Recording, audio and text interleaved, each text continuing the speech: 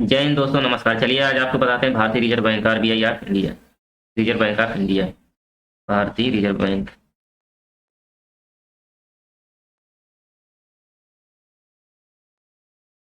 भारतीय reserve bank, ठीक है।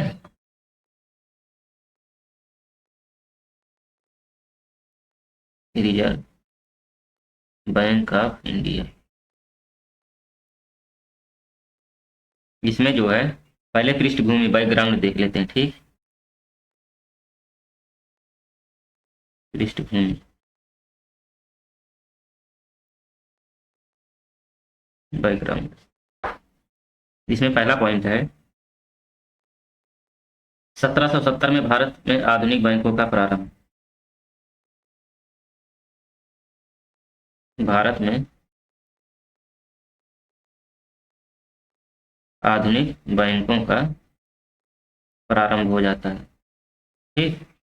उसके बाद 1770 के बाद 1806 में बंगाल, बॉम्बे और मद्रास, मतलब bank of Bengal, bank of Bombay, bank of Madras, इन तीनों को 1921 में मर्ज किया जाता है, ठीक। 1806, इसको पीछे जो है अभी पढ़ाए हैं बैंकों के इतिहास में, इसको पीछे बता दिए। 1806, 1840 और 1843। Bank of Bengal, bank of Bombay, bank of Madras. 1921 को इन तीनों बैंकों को मिलाकर इंपीरियल बैंक ऑफ इंडिया कर दिया गया, ठीक। इंपीरियल बैंक ऑफ इंडिया कर दिया गया तो केंद्रीय बैंक के रूप में एक तो कार्यरत था और अन्य बैंकों पर नियंत्रण रखता था यार। केंद्रीय बैंक के रूप में कार्य करता था और अन्य बैंकों पर नियंत्रण रखता था, ठीक। उसके बाद जो है 1926 में 1926 में हिल्टन यंग शाही आयोग आता है, हिल्टन यंग कमीशन।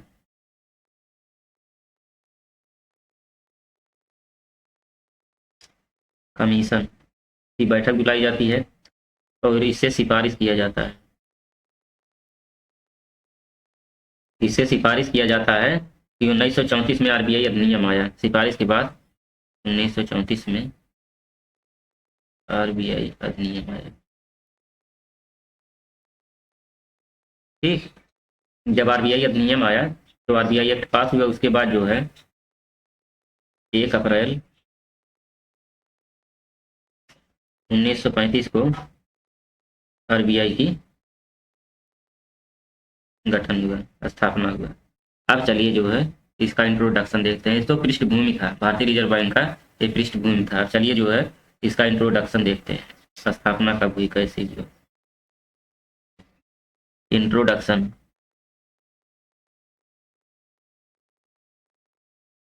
परिचय, ठीक। इसकी पहले स्थापना देख लेते हैं। स्थापना 1 अप्रैल 1935 को इसकी स्थापना हो जाती है। तो इसकी प्रारंभिक पूंजी जो है, एक एक पॉइंट ध्यान से देखिएगा। प्रारंभिक पूंजी जो है 5 करोड़, 5 करोड़ से अधिक प्रारंभिक पूंजी, 5 करोड़ या उससे अधिक, ठीक।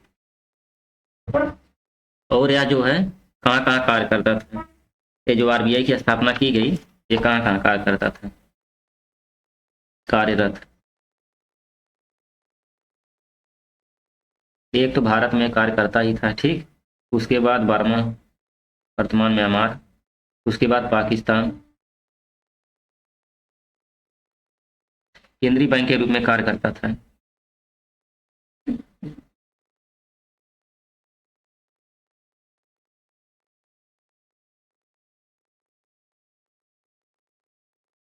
ठीक। यह भारत, बर्मा और पाकिस्तान में केंद्रीय बैंक के रूप में कार्यरत था। कौन? आरबीआई। उसके बाद जो है केंद्रीय बैंक देखते हैं। केंद्रीय बैंक, केंद्रीय बैंक नकदी पर नियंत्रण रखती है। नकदी पर नियंत्रण रखती है। इसके बाद अन्य बैंकों का नियमन करता है, अन्य बैंकों का नियमन करता है। ठीक, दूसरा पॉइंट है। तो इसका मुख्यालय, जैसे आरबीआई केंद्रीय बैंक है तो इसका काम क्या है, नकदी पर नियंत्रण रखेगा और अन्य बैंकों का नियमन करेगा। इसका मुख्यालय देख लेते हैं, मुख्यालय कहाँ है। प्रारंभिक मुख्यालय इसका जो है कलकत्ता में था, प्रारंभिक मुख्यालय कलकत्ता है। ठीक, उसके बाद जो है 1937 से 1937 1937 से मुंबई हो गया। ठीक, इसका प्रतीक चिन्ह क्या है।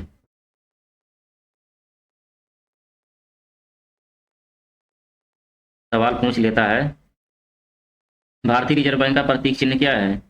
तो आपका आंसर होगा एक ताड़ का पेड़ और एक बाघ। ठीक, एक ताड़ का पेड़ और बाघ। आप देखेंगे तो ऐसे बना हुआ है, एक जो है इस तरह का बाघ है,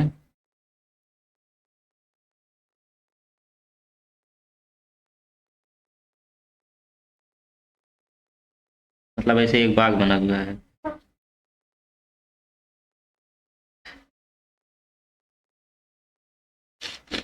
ठीक, ऐसे एक बाघ बना हुआ है, उसके पीछे जो है ऐसे ताड़ का पेड़ है, ऐसे पीछे जो है ताड़ का पेड़ बना हुआ है। प्रतीक चिन्ह ये हो गया एक बाघ और एक ताड़ का पेड़। इसका राष्ट्रीयकरण देख लीजिए कि भारतीय रिजर्व बैंक का राष्ट्रीयकरण,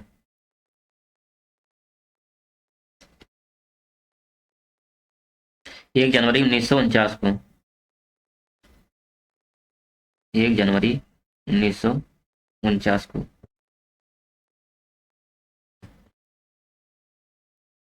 आरबीआई के प्रथम गवर्नर ओसबोर्न स्मिथ थे। ठीक,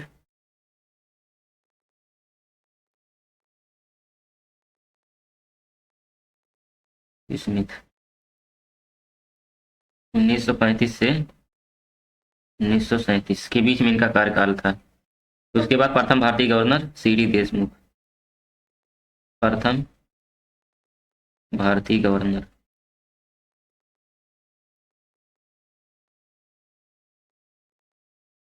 सीडी देशमुख 1934, 1934 से 1949 तक, 1949 तक कार्य किया इन्होंने। इनका कार्यकाल 1934 से 1949 तक था। उसके बाद वर्तमान तथा 25वें गवर्नर। ठीक, वर्तमान तथा 25वें गवर्नर, वर्तमान तथा 25वें गवर्नर जो शक्तिकांत दास, शक्तिकांत दास हैं। ठीक, तो इनका कार्यकाल जो है, कार्यकाल दिसंबर 2024 तक, दिसंबर 2024 तक के है, उसके बाद रिटायर हो जाएंगे। ठीक, आरबीआई का लेखांकन वर्ष देख लेते हैं, आरबीआई का लेखांकन वर्ष। ठीक, इसका लेखांकन वर्ष 1 जुलाई से 30 जून है, 1 जुलाई से 30 जून। लेकिन बिमल जलान समिति है एक, बिमल जलान समिति की सिफारिश के बाद 2021-22 से आरबीआई का लेखांकन वर्ष 1 अप्रैल से 31 मार्च हो गया। आरबीआई का लेखांकन वर्ष पहले का है 1 जुलाई से 30 जून, लेकिन बिमल जलान समिति की सिफारिश पर, समिति की सिफारिश पर, सिफारिश पर 1 अप्रैल, 1 अप्रैल से 31 मार्च हो गए। ठीक, उसके बाद देखते हैं आरबीआई का संग्रहालय कहाँ पे है। अगला पॉइंट है, ये सब मेन मेन पॉइंट है। आरबीआई का संग्रहालय।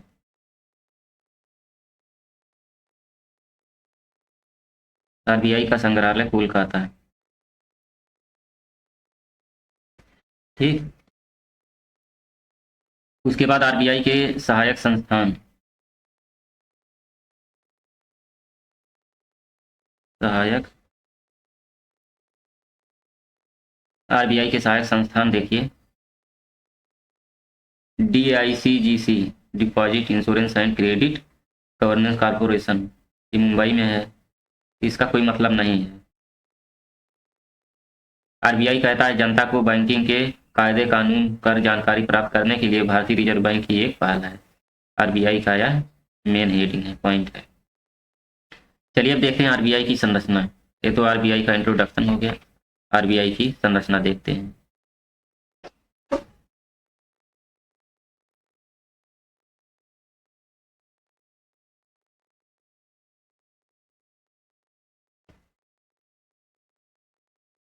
आरबीआई की संरचना। ठीक। Structure of RBI. देखिए आरबीआई का संचालन जो है 21 सदस्यों वाले केंद्रीय निदेशक बोर्ड द्वारा किया जाता है, जिसकी संरचना इस प्रकार है। आरबीआई का संचालन, आरबीआई का संचालन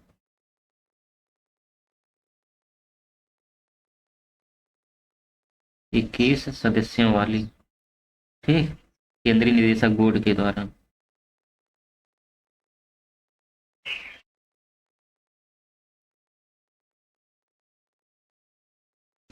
केंद्रीय निदेशक बोर्ड के द्वारा किया जाता है, जिसकी संरचना इस प्रकार है।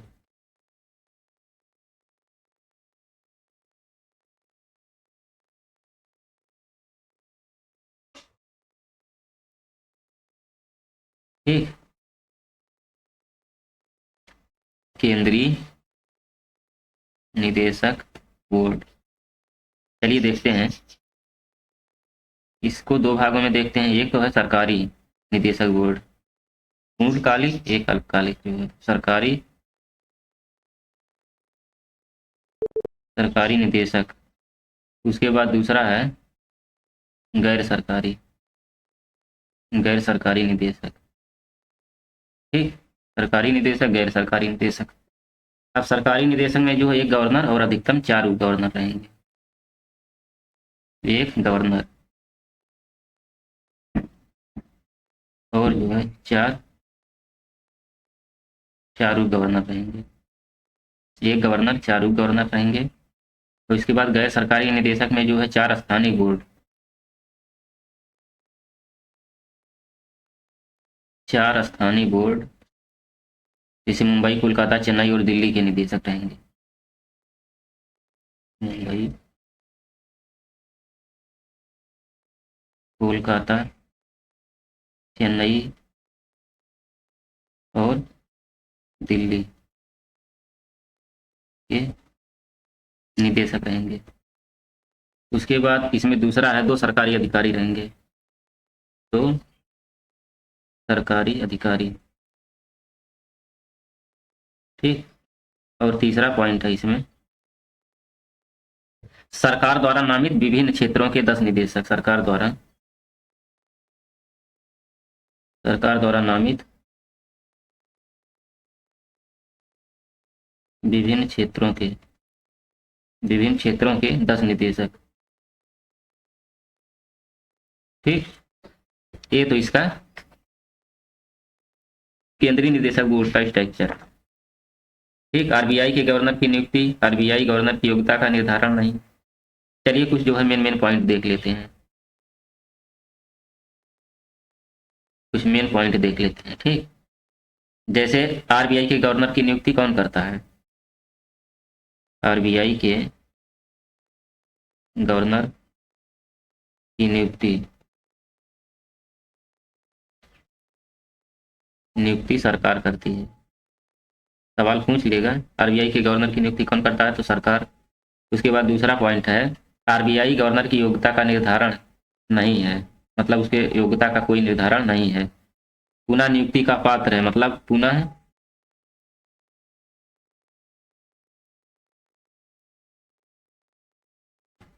पुनः नियुक्ति का पात्र है। ठीक। उसके बाद कार्यकाल,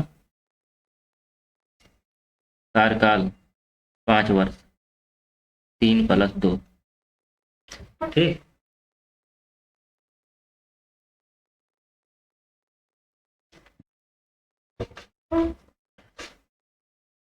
वर्तमान गवर्नर आप जान ही रहे हैं, शक्तिकांत दास वर्तमान गवर्नर है। और डिप्टी गवर्नर, ठीक, डिप्टी गवर्नर जो है, बीपी कानूनगो, महेश जैन व एमडी पात्रा व राजेश राव, ये 4 लोग हैं। बीपी कानूनगो, बीपी कानूनगो, महेश जैन, महेश जैन। उसके बाद एमडी पात्रा, एमडी पात्रा। इसके बाद राजेश्वर राव। ये जो है 4 लोग हैं, एक गवर्नर और 4 डिप्टी गवर्नर। यहाँ पे लिखें एक गवर्नर 4 उप गवर्नर, एक गवर्नर है वर्तमान में, 4 उप गवर्नर है। ठीक।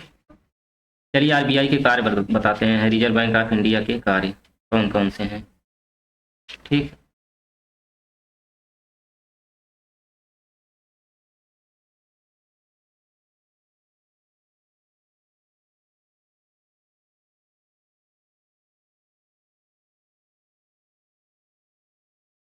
आरबीआई के कार्य,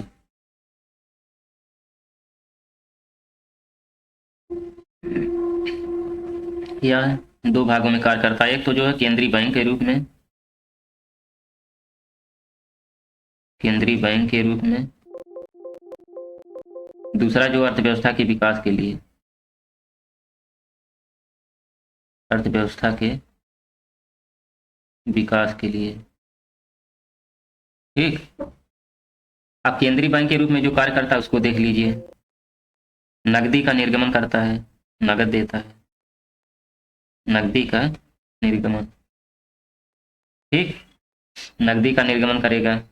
उसके बाद जो है बैंकों का बैंक है, बैंकों का बैंक, बैंकों का बैंक इसलिए कहा जाता है क्योंकि यह अन्य बैंकों को ऋण देता है। तीसरा है विदेशी विनिमय पर नियंत्रण,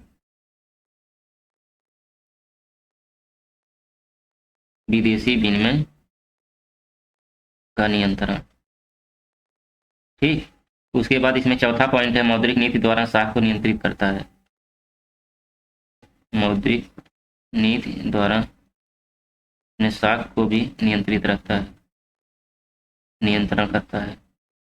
उसके बाद 5वां पॉइंट है आंकड़ों का प्रबंधन करता है, प्रबंधन, लाइसेंस देता है, बैंकों को लाइसेंस देता है। उसके बाद 7वां पॉइंट है अंतर्राष्ट्रीय मुद्रा कोष। ठीक, अंतर्राष्ट्रीय मुद्रा कोष में भारत का प्रतिनिधित्व करता है, IMF, इंटरनेशनल अंतर्राष्ट्रीय मुद्रा कोष में भारत का प्रतिनिधित्व करता है। ठीक। और यह जो है सरकारी बैंकर है, 8वां पॉइंट है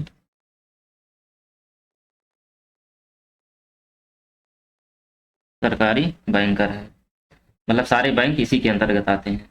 ठीक। अब देखिए अर्थव्यवस्था के विकास में यह कैसे काम करता है। वित्तीय समावेशन,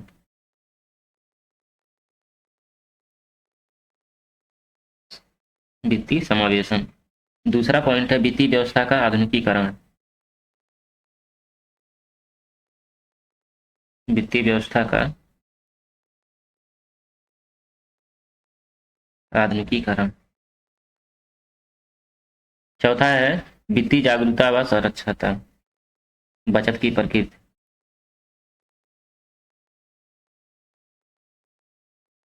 और वित्तीय जागरूकता,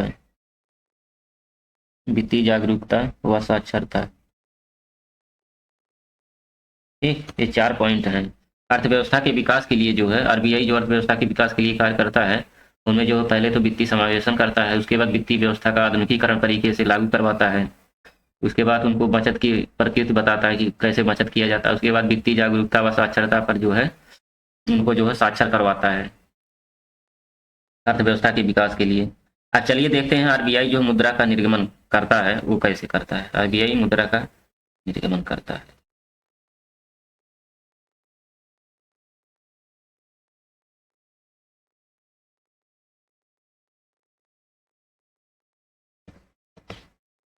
आरबीआई मुद्रा का निर्गमन करता है।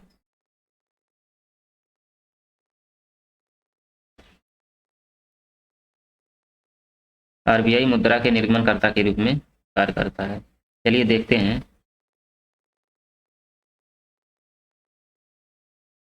2 रुपये, 2 रुपये से 2000 तक नोट को निर्गत करने का अधिकार, नोट को निर्गत करने का अधिकार आरबीआई को है। ठीक,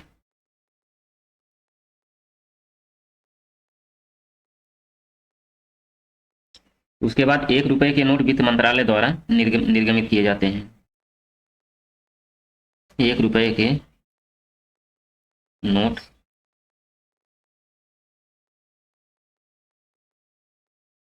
वित्त मंत्रालय द्वारा निर्गमित किए जाते हैं। मतलब 1 रुपये का नोट जो आरबीआई नहीं जारी करता है, सरकार जो जारी करता है, वित्त मंत्रालय, इस पे वित्त सचिव के हस्ताक्षर होते हैं। हस्ताक्षर, हस्ताक्षर वित्त सचिव के। ठीक, और तीसरा है सभी सिक्के भारत सरकार द्वारा निर्गमित होते हैं।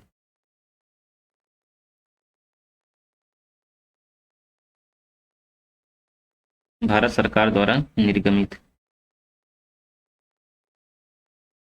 परंतु इन्हें चलन में रिजर्व बैंक द्वारा डाला जाता है। निर्गमित कौन करता है? भारत सरकार, लेकिन चलन में, चलन में आरबीआई बैंक द्वारा डाला जाता है।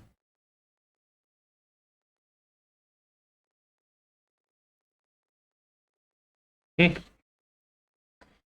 पहले इसका आधार अब देख लीजिए, इसका आधार क्या है। आधार जो न्यूनतम आरक्षित पद्धति पर, न्यूनतम आरक्षित पद्धति। दूसरा कम से कम 115 करोड़ रुपए सोने के सिक्के या धातु के रूप में। उसके बाद देखिए रिजर्व बैंक के पास सोना और विदेशी ऋण पत्र कुल मिलाकर 200 करोड़ रुपए के मूल्य से कम नहीं होना चाहिए। 200 करोड़ रुपए से कम नहीं होना चाहिए। ठीक, इसमें जो है रिजर्व बैंक के पास जो है स्वर्ण प्लस सोने के सिक्के, सोने के सिक्के या धातु, इनको मिलाकर जो 200 करोड़ रुपए से कम नहीं होना चाहिए आरबीआई के पास। 115 करोड़ रुपए सोने के सिक्के या धातु के रूप में, 85 करोड़ रुपए विदेशी मुद्रा या विदेशी प्रतिभूति के रूप में रखना अनिवार्य होगा। कम से कम इसमें से जो 200 करोड़ रुपए है, इसमें से 115, कम से कम, ध्यान दीजिए, कम से कम 115 करोड़, 115 करोड़ रुपए सोने के सिक्के या धातु, सोने के सिक्के या धातु के रूप में 85 करोड़, 85 करोड़ जो है विदेशी मुद्रा या विदेशी प्रतिभूति के रूप में रखना अनिवार्य है। ठीक है, 85 करोड़ विदेशी प्रतिभूति या विदेशी मुद्रा के रूप में रखना अनिवार्य है। ये जो है आरबीआई का आधार है। इसके बाद जो है नया पॉइंट पढ़ाएंगे, सरकार के बैंकर व ऋण प्रबंधन। ठीक, चलिए दोस्तों, इसके पहले हमने जो है सरकार के मतलब मुद्रा के निर्गमनकर्ता के रूप में हमने पढ़ाया था। अब चलिए पढ़ाते हैं सरकार के बैंकर व ऋण प्रबंधक के रूप में आरबीआई कैसे काम करता है। ठीक, सरकार के बैंकर व ऋण ऋण प्रबंधक, सरकार के बैंकर व ऋण प्रबंधक के रूप में। चलिए इसमें पहला देखते हैं। पहला, केंद्र सरकार को अल्पकालीन ऋण प्रदान करती है। आरबीआई जो है केंद्र सरकार को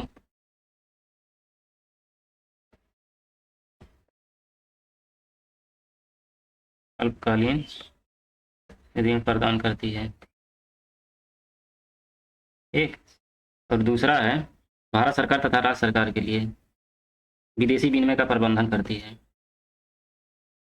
विदेशी विनिमय का प्रबंधन करती है भारत सरकार और राज्य सरकार। ठीक, भारत सरकार राज्य सरकार दोनों के लिए। उसके बाद सरकार की आर्थिक तथा मौद्रिक नीति के संबंध में सलाह भी देती है। सरकार को सलाह भी देती है आर्थिक तथा मौद्रिक नीति के संबंध में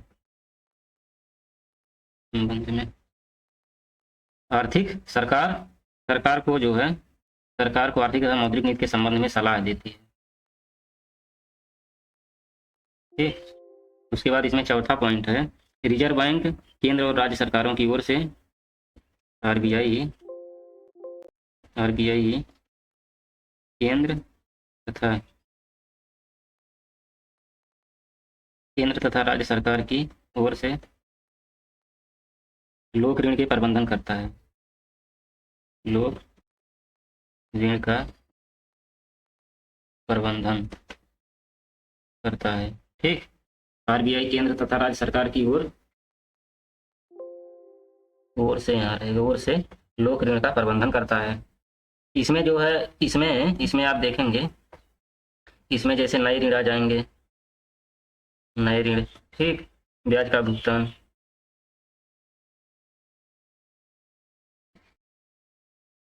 ऋणों का पुनर्भुगतान,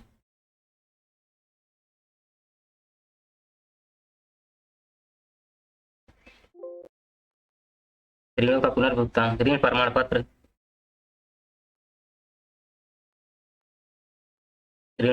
हो गया, आदि संबंधी मामले शामिल हैं। ठीक है,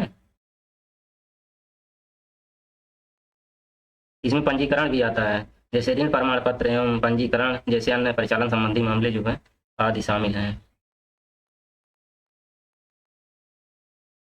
ठीक, अब इसके बाद देखते हैं आरबीआई बैंकों का बैंक है। चलिए देखते हैं कैसे आरबीआई बैंकों का बैंक है।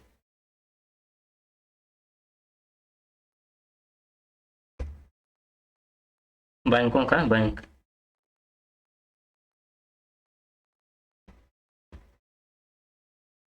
बैंक, इसमें पहला देखिए, 1949 में बैंकिंग नियमन अधिनियम के अंतर्गत रिजर्व बैंक बैंकों का निरीक्षण करने और लाइसेंस जारी करने का अधिकार रहता है। जैसे 1949 में बैंकिंग अधिनियम के द्वारा, ठीक, 49 में बैंकिंग अधिनियम के द्वारा RBI, reserve bank of India, RBI का निरीक्षण करने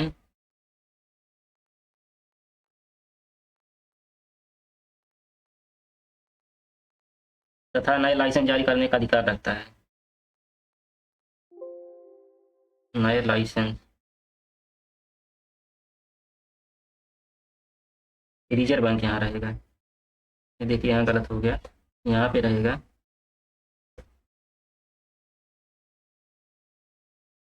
रिजर्व बैंक, आरबी मतलब reserve bank, RB reserve bank का निरीक्षण करने और नए लाइसेंस जारी करने का अधिकार है इसके पास।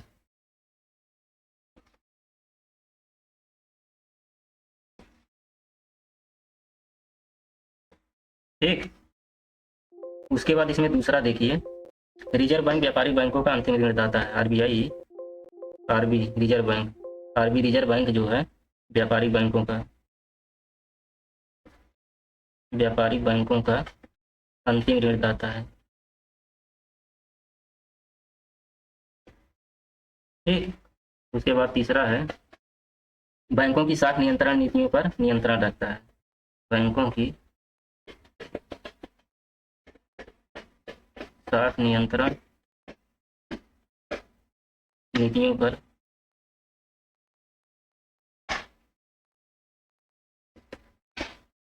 नियंत्रण रखता है। ठीक।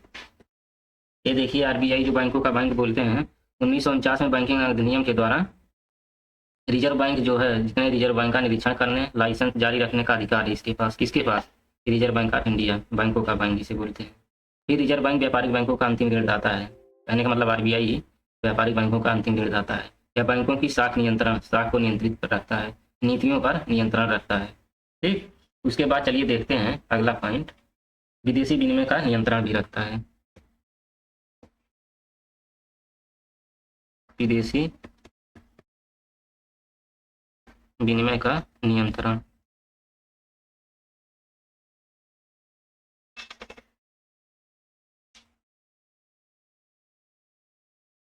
चलिए इसमें देखते हैं, foreign exchange, control of foreign exchange मतलब विदेशी विनिमय का नियंत्रण। विदेशी मुद्रा रिजर्व प्रबंधन, विदेशी मुद्रा का रिजर्व प्रबंधन करती, कहने का मतलब विदेशी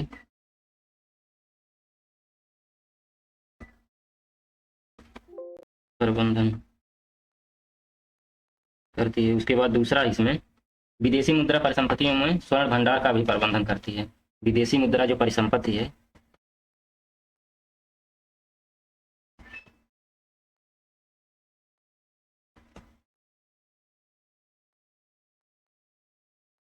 स्वर्ण भंडार का प्रबंधन करती है।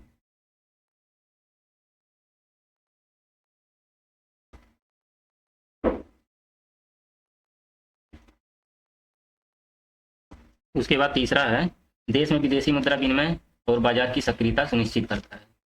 देश में विदेशी मुद्रा विनिमय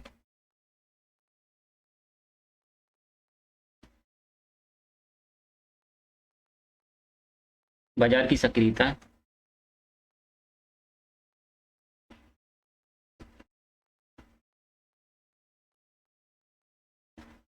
सुनिश्चित करता है। ठीक। उसके बाद है रिजर्व विभाग कर दिया गया है। रिजर्व बैंक ने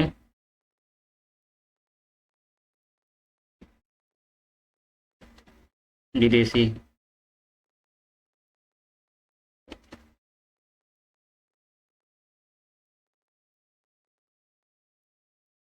लेन देन को विनियमित करने वाले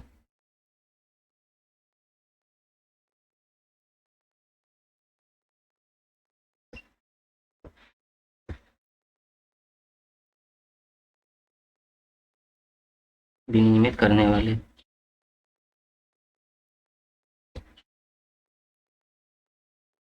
विनियमित करने वाले विदेशी मुद्रा नियंत्रण विभाग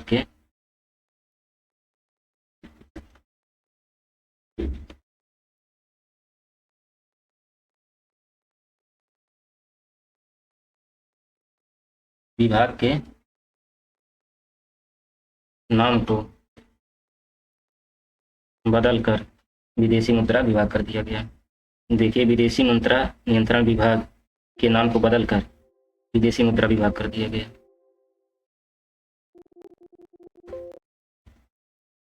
विभाग कर दिया गया। अब 2004 को। ठीक। विदेशी मुद्रा का रिजर्व प्रबंधन करती है, एक पॉइंट है, ध्यान रखिएगा। ठीक। और दूसरा पॉइंट है, स्वर्ण भंडार का प्रबंधन करती है, एक पॉइंट है। दूसरा पॉइंट है, और तीसरा पॉइंट है, विदेशी मुद्रा विनिमय बाजार की सक्रियता सुनिश्चित करती है। तीसरा पॉइंट है। और चौथा पॉइंट इसमें है, जो मुद्रा संबंधी लेन देन होता है उस विभाग को जो है विदेशी मुद्रा नियंत्रण विभाग पहले इसका नाम ये था। उसके बाद 2004 में बदल करके विदेशी मुद्रा विभाग कर दिया गया। सवाल पूछ सकता है कि आरबीआई ने विदेशी मुद्रा संबंधी लेन देन को जो विनियमित करने वाले विभाग थे, विभाग का नाम विदेशी मुद्रा नियंत्रण विभाग था, उसका नाम कब बदला गया? 2004 में। तो नाम क्या रखा गया? विदेशी मुद्रा विभाग रख दिया गया। चलिए अब इसके बाद नया टॉपिक है मॉनेटरी पॉलिसी, मौद्रिक नीति।